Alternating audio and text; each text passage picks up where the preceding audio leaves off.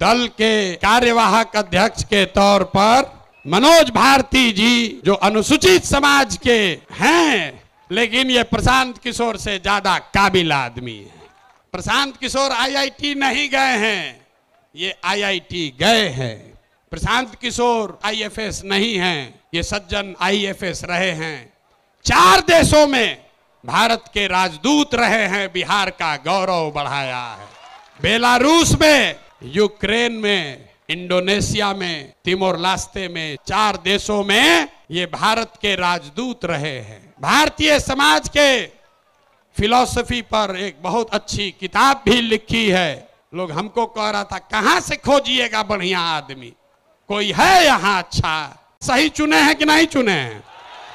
नहीं, पूरा हाथ उठाकर बताइए सही चुने हैं कि नहीं चुने हैं? बोलिए सही है, समर्थन है कि नहीं है? कल ये मत कहिएगा कि प्रशांत किशोर चुन के बैठा दिए। फिर से हाथ उठाकर बताइए, अनुमोदन कीजिए, ठीक है कि नहीं है? ये इसलिए नहीं है कि ये दलित समाज के हैं, ये काबिल हैं जो दलित समाज के भी हैं। यही जन सुराज का रास्ता है।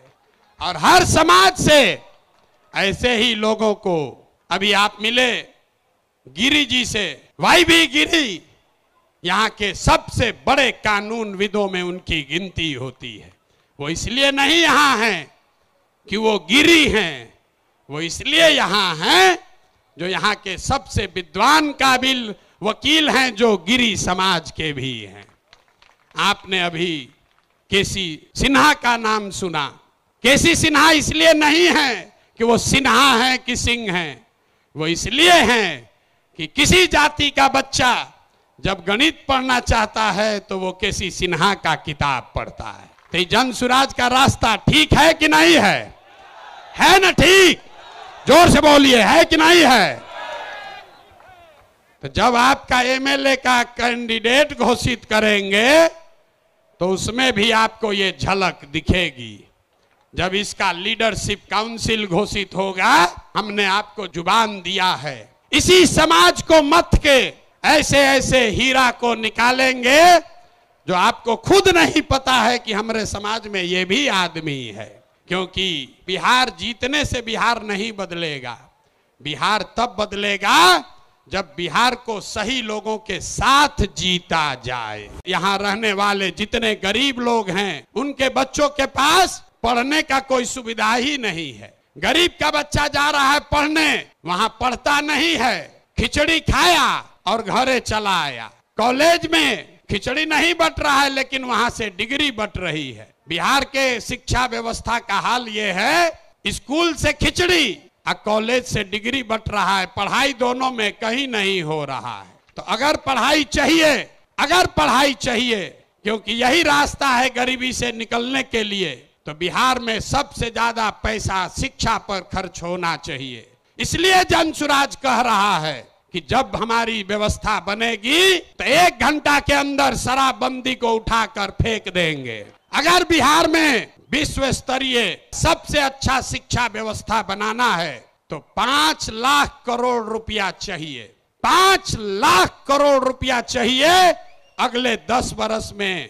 तो देश का सबसे अच्छा शिक्षा व्यवस्था बिहार में बना दिया जाएगा।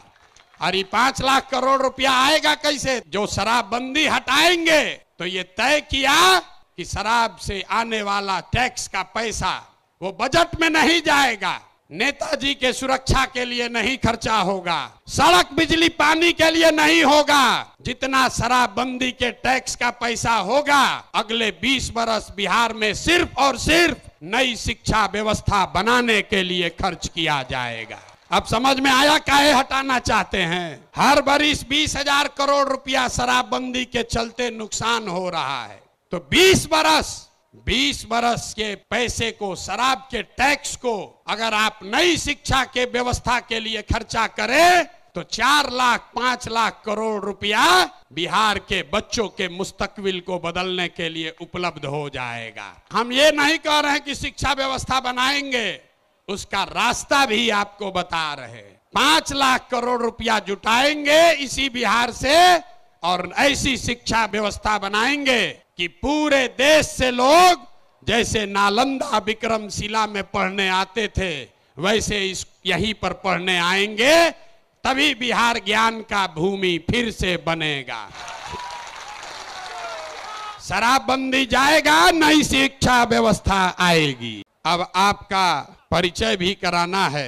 आज बहुत लोग बैठेगा, अपने आप को जो राजनीति का विशेषज्ञ बताता है, ये पूछेगा कि अगड़े आए थे कि पिछड़े आए थे, दलित आए थे, हिंदू आए थे कि मुसलमान आए थे, जन सुराज के इस स्थापना दिवस में कौन आया था?